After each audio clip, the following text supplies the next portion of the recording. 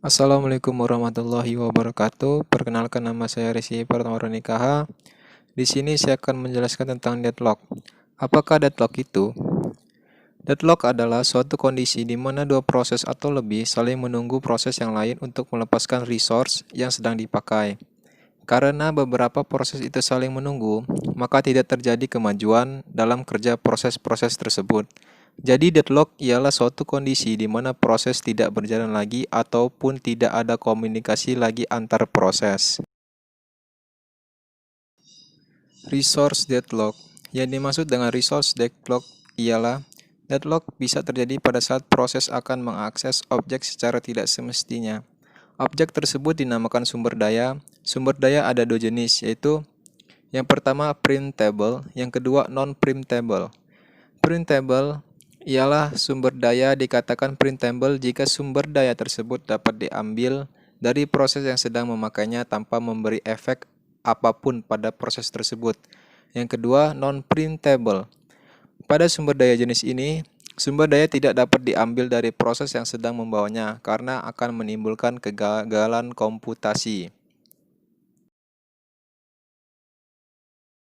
Penyebab deadlock. Yang pertama ialah mutual exclusion.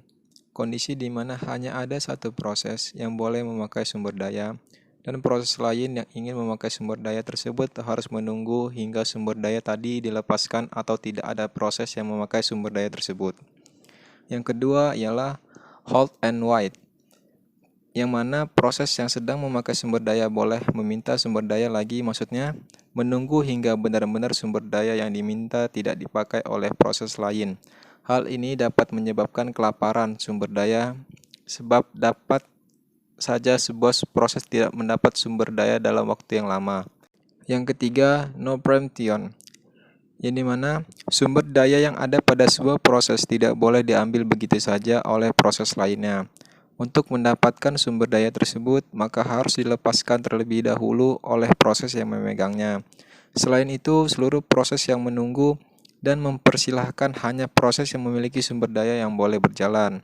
Yang terakhir, circular wait, di mana kondisi seperti rantai, yaitu sebuah proses membutuhkan sumber daya yang dipegang proses berikutnya.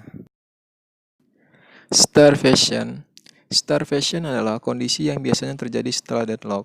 Proses yang kekurangan resource tidak akan pernah mendapatkan resource yang dibutuhkan sehingga mengalami starvation, kelaparan.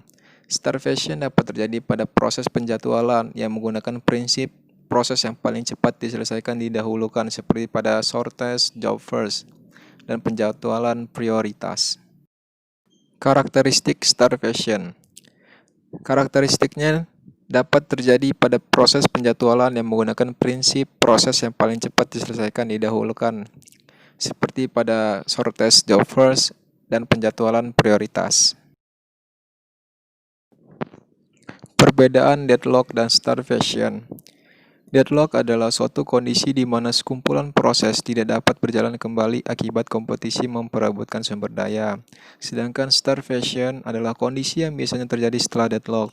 Proses yang kekurangan resource karena terjadi deadlock tidak akan pernah mendapat resource yang dibutuhkan sehingga mengalami starvation, kelaparan.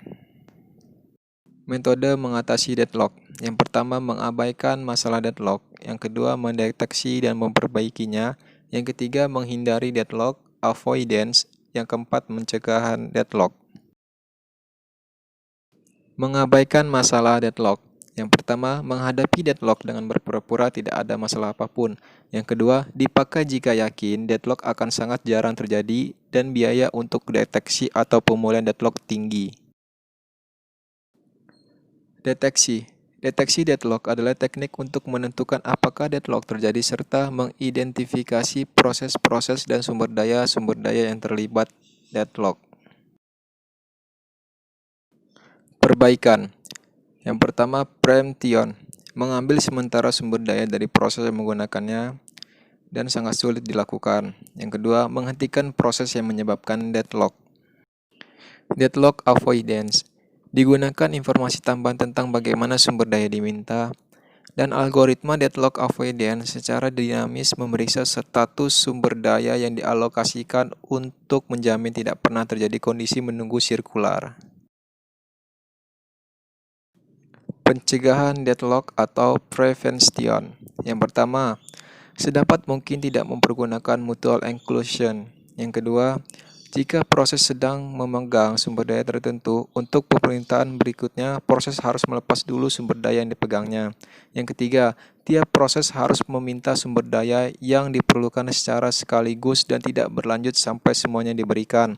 Yang keempat, beri pengurutan linier terhadap tipe-tipe sumber daya pada semua proses, yaitu jika proses telah dialokasikan suatu tipe sumber daya, proses hanya boleh diminta tipe sumber daya pada urutan berikutnya.